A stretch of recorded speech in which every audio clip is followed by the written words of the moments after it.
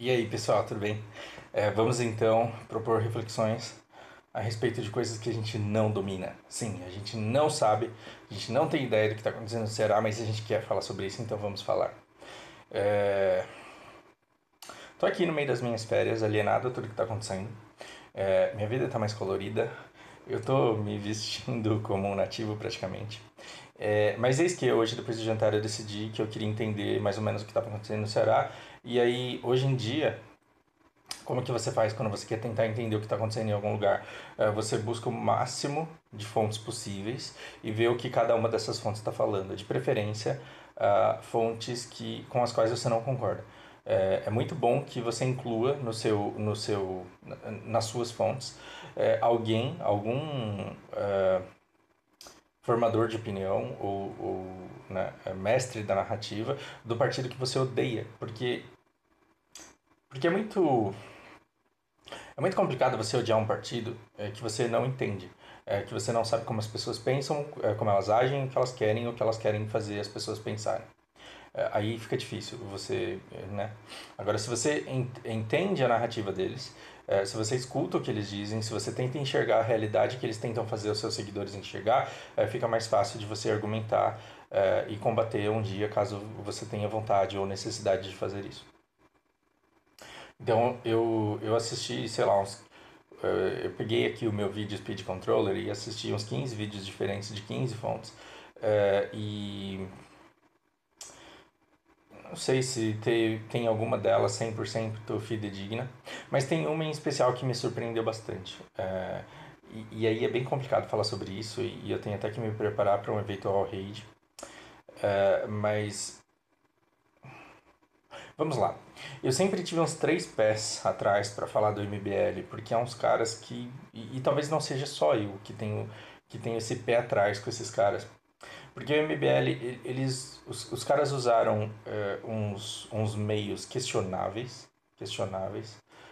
alguns nojentos, eu diria, para fins que a gente ainda não sabe claramente quais são, porque os fins claramente não são Senado, Congresso, tem coisa muito maior envolvida, porque a gente não pode achar que o MBL é tipo Kim e Arthur. Tem muito mais envolvido, tem muito mais envolvido e a gente não sabe exatamente onde os caras querem chegar. Mas, hoje eu estava assistindo o vídeo do MBL e eu falei, cara, que bom que esses caras existem. Que bom que esses caras existem. Então, assim, os caras que usaram alguns meios nojentos para chegar em algum lugar que eu ainda não sei qual é, mas eu me peguei pensando, puta, tomara que você chegue mesmo onde você quer ir, porque você merece. Porque os efeitos colaterais do trabalho dos caras ao longo desse tempo foi a conscientização da população, principalmente da juventude com os quais eles se comunicam, e eles jogaram luz sobre algumas coisas que antes estavam completamente obscuras, em pontos que antigamente as pessoas simplesmente não tinham alcance, elas não tinham acesso a esse tipo de informação. E isso eu achei muito legal. Só pra gente não ter que fazer um vídeo só sobre o MBL no futuro, assim, quando eu digo que eu tenho pé atrás é porque eu achava muito feio o Arthur lá, do Mamãe Falei, ele pegar uma massa, e olha que eu nem era a favor dessa massa toda, mas pegar uma massa gigantesca na avenida e fazer um recorte, e sair entrevistando umas 1.000 pessoas e selecionar as 20 mais imbecis, e fazer o vídeo dele com as 20 pessoas mais imbecis, e falar, tá vendo, essa massa é assim. Porque eu acho que isso é desonesto. Isso é desonesto com quem assiste.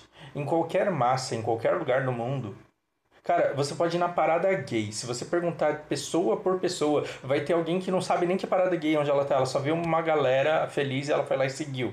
Eu tô exagerando, mas o que eu quero que você entenda numa ONG, numa empresa, tem gente extremamente preparada para dizer o que a ONG é e o que a empresa é. E qual é sabe, a razão social da empresa, qual é o objetivo da ONG. Mas no meio sempre vai ter muita gente perdida que não sabe nem o que está acontecendo, mas tá lá fazendo massa. Não importa onde você vá, eu posso ir nas ONGs onde eu trabalhei aí durante bastante tempo como voluntário e lá dentro eu encontro gente estúpida que não sabe nem o que a ONG faz. Encontro. O que não significa que a ONG é ruim. O que não significa que a ONG não diga para os seus voluntários porque ela existe e o que ela faz. Então, assim, estou com isso defendendo a massa que o Arthur atacava? Uh-uh.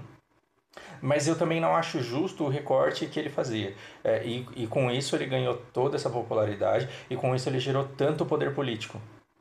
É, E esse poder político a gente ainda não sabe o que vai vir a servir. O que vai vir a servir. Mas por que eu simpatizo tanto com esses caras, embora eles tenham feito coisas que eu já considerei nojento e considero ainda nojento e desonesto? É porque no meio do caminho eles abriram os olhos de muita gente. Eles informaram muita gente. E eles tiraram muita coisa obscura muita coisa obscura na visão de muita gente. Então, se hoje tem muita gente interessada em política e tem muita gente interessada em saber mais sobre a verdade, o bordão do cara, se hoje tem muito mais gente questionando tudo que acontece, eu acho que foi por influência dessas pessoas. Tanto que eu vi um monte de vídeos a respeito do que está acontecendo no Ceará, mas a grande maioria eles foram os precursores, eles lançaram os vídeos primeiro e os outros geradores de conteúdo e formadores de opinião a respeito desse assunto, eles tinham pautas muito parecidas com a deles originalmente. Então, eu presumo que também os outros formadores de opinião, eles foram muito influenciados por esses precursores dessa narrativa aí que foi o MBL. Enfim, 6 minutos de vídeo e a gente ainda não começou a falar do Ceará. Cara, que bosta. Então, já que a gente deu muita volta, vamos falar sobre o Ceará brevemente, até porque eu não sei tanto quanto eu gostaria. Coisas que a gente tem que levar em consideração. O governador atual é o mesmo governador anterior, então aqui a gente tem uma continuidade do governo, mas uma descontinuidade da gestão. Então houve uma mudança muito grande. Então por que foi que esse governador ele mudou, né, tão rápido? É,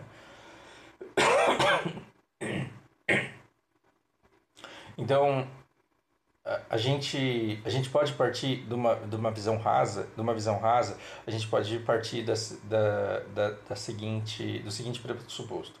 O governo anterior é do PT, o de agora é o mesmo, então a gente tem o PT lá. O PT odeia o Bolsonaro e quer fazer resistência a ele, então a gente deixa o caos acontecer lá e fala que esse caos só está acontecendo porque a gente mudou a gestão das penitenciárias a mando do Bolsonaro. E aí o Bolsonaro sai como vilão, porque um monte de gente está morrendo lá por causa das coisas que ele mandou fazer. O que é uma coisa muito burra, porque se fosse só isso, seria uma coisa muito burra. E não que o PT não seja burro, o PT é burro pra caralho, mas não a esse ponto. Não a esse ponto. Então não dava para eu me conformar que tinha gente morrendo lá só para ficar feio pro Bolsonaro, como se a gestão das penitenciárias, do governo em relação às penitenciárias, tivesse mudado só porque o Bolsonaro mandou. Isso seria um tiro no pé sem tamanho. Sem tamanho. Aí o que a gente descobre? A gente descobre aquilo que foi salientado por eles. Existe na legislação uma defesa que impede que um ponto que impede que alterações sejam feitas na Constituição em momentos de intervenção federal. Traduzindo isso para ficar mais fácil. É, Quando você tem uma merda muito grande, imagina que eu tiro o Murquinho do HOTS e ele tá aqui. Pronto, eu já dominei o Pará e aí eu vou estender o meu. Não, eu tô falando muita bosta, né? Mas aí eu vou estender o meu domínio. Imagina que eu tô expandindo o meu território e ao ponto do governo precisar fazer uma intervenção federal para proteger o Brasil do Murquinho. Nesse momento de intervenção federal, a Constituição ela tem que estar com Divine Shield. Que bosta. Ela tem que estar protegida de qualquer alteração. Para quê? Para evitar uma eventual ditadura do Murquim. Faz algum sentido para você? Então, a nossa Constituição ela é tão boa, é que a lei não é aplicada, mas a Constituição em si é boa. A nossa Constituição ela é tão boa que ela se protege de ditaduras. Ela se protege de ditaduras. Isso explica o porquê que Rio de Janeiro é tão violento, em uma época tão conveniente em que haja uma intervenção federal. Tá? Então, assim, será que os políticos eles não têm domínio nenhum da criminalidade e do tráfico de drogas e da violência do Rio de Janeiro? Ou será que as facções entram em conflito justamente no momento em que é muito interessante que haja uma intervenção federal lá, porque se há uma intervenção federal lá, a Constituição não pode ser alterada, reforma nenhuma vai para frente e nada pode ser feito, que era a intenção anterior, né? Não que o Temer pudesse fazer alguma reforma se ele quisesse, mas se ele quisesse também não ia dar. Agora, a gente tem um grande interesse de sabotar a reforma da Previdência e de sabotar... Porque, assim, o presidente, quando é eleito, ele entra no poder e ele entra com um capital político muito forte, ele entra com uma força muito forte, ele vem com uma inércia da eleição muito forte e tudo que ele faz, a população tende a querer apoiar, a querer dar força. Então, aqueles caras que estão lá no Congresso, no Senado, eles se sentem compelidos por esse capital político, né, apoiado pela população, que acabou de colocar o presidente lá, eles se sentem compelidos, eles se sentem até meio coagidos a validar o trabalho que está sendo feito. Então, o que a gente quer? A gente quer dizer, a oposição quer, que seria interessante para a oposição, esperar esse momento de inércia passar para que ele perca esse capital político, né, de recém-eleito. Então seria muito interessante agora que a gente tivesse no país uma intervenção federal. Para quê? Para não poder mexer na Constituição. Para quê? Para passar 1 ano e meio com guerra no Ceará e aí os caras falaram, tá vendo? Bolsonaro não fez porra nenhuma. Não tô querendo colocar Bolsonaro como vítima. E nem como salvador. E nem como porra nenhuma. O que eu tô querendo dizer é que ele tem inimigos políticos de interesses contrários aos deles. Só que essa reforma da Previdência ela é muito urgente. Ela é muito urgente porque senão a gente vai virar a Grécia. Senão não vai ter dinheiro para pagar aposentadoria e não vai ter dinheiro para mais nada. Essa reforma ela precisa acontecer. E muita gente vai queimar colchão, vai falar que está perdendo direito, mas então, direito adquirido não gera riqueza. E a gente vai ter que equilibrar essas contas e a negociação vai ser difícil. E a última coisa que a gente precisa é que essa negociação não possa ser feita nesse momento. Mas há um xadrez sendo jogado com vidas de pessoas em penitenciárias do Ceará, clamando para que haja uma intervenção lá para barrar essas reformas que são urgentes para a gente. E aí, eu, que só assisti e que tenho conhecimento muito superficial, eu me pego refletindo.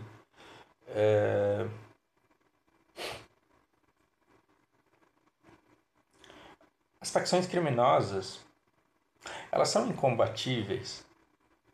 Elas são incombatíveis? Ou não. Porque o que eu penso é o seguinte, por que está tendo toda essa guerra? Porque as facções elas estão irritadas com o fato de que o governador não reconhece as facções nos presídios mais. Isso nos leva a conclusões óbvias, do sentido, antes era reconhecido. É porque agora que não querem que seja reconhecido mais, significa que antes era, então já estava errado. Já estava errado. E estava errado com o apoio de quem? Então você percebe que no Ceará as pessoas iam para presídios de acordo com as suas facções. E que nesses presídios existiam líderes de facção, o que é absurdo, porque líder de facção tem que ser colocado no presídio federal longe de todo mundo. Mas não. Os presídios eles estavam com líderes de facção e subalternos, todos concentrados no mesmo lugar e reconhecidos pelos presídios. Tanto que eles mandavam determinados presídios para presidiários para determinados presídios de acordo com suas respectivas facções. E agora que tentaram alterar e está dando essa merda toda que está dando. Mas aí você percebe, cara, não é muito interessante que tenha uma guerra de facções justamente no momento em que é interessante para a oposição política da situação ter um caos instaurado? Então, a conclusão que a gente chega é que o Ceará do Ciro Gomes ele não está tão bem assim, né? Ele não é toda aquela maravilha que a gente via na propaganda que era alardeada por ele. Então, que bom que a gente escapou do Ciro Gomes. Eu também não queria que fosse o Bolsonaro, mas e ele tem me surpreendido positivamente. Não com a formação dos ministérios dele, mas também eu seria muito inocente de achar que ele teria poder para fazer um ministério melhor do que aquele e que ele não teria que ceder a inúmeras nomeações podres. Isso é inevitável. A política exige que você ceda esse tipo de coisa. Mas o que a gente vê? A gente vê facções no Rio servindo a interesses políticos, porque a intervenção federal lá foi conveniente. E agora a gente tem uma tentativa disso no Ceará pelos mesmos motivos. Talvez não pelos mesmos motivos, mas é a mesma estratégia. É a mesma estratégia. A única coisa triste é que, assim, isso seja feito com a vida de pessoas, não só dentro dos presídios, mas fora, dos lugares onde que estão sendo atacados. Então, a principal reflexão que eu coloco aqui é, toda vez que você vê uma notícia, toda vez que você vê alguma coisa sendo dita e alguma coisa sendo feita, pense, quem é que ganha com isso? Quem é que teria interesse em ver alguma coisa parecida com isso acontecendo nesse momento? E fuja de narrativas rápidas e óbvias que colocam heroísmo de um lado e iniquidade do outro. Né? Os caras estão matando um monte de gente lá para falar que foi o Bolsonaro que mandou. E isso é muito ralo. Isso é muito ralo. Essa teoria do MBL aí faz muito mais sentido. Eu não vou colocar vídeos aqui porque, gente, eu tô no celular. Eu não vou colocar links aqui porque eu tô no celular. Mas procurem aí. É, a narrativa deles. Não acreditem cegamente, mas que seja o ponto inicial para que vocês escutem outras narrativas e para que vocês tentem entender o mundo da forma de vocês. Não acreditem em mim também não, que eu não sei nem o que estou fazendo, eu tô só com um diazinho aqui. Beleza? Até a próxima.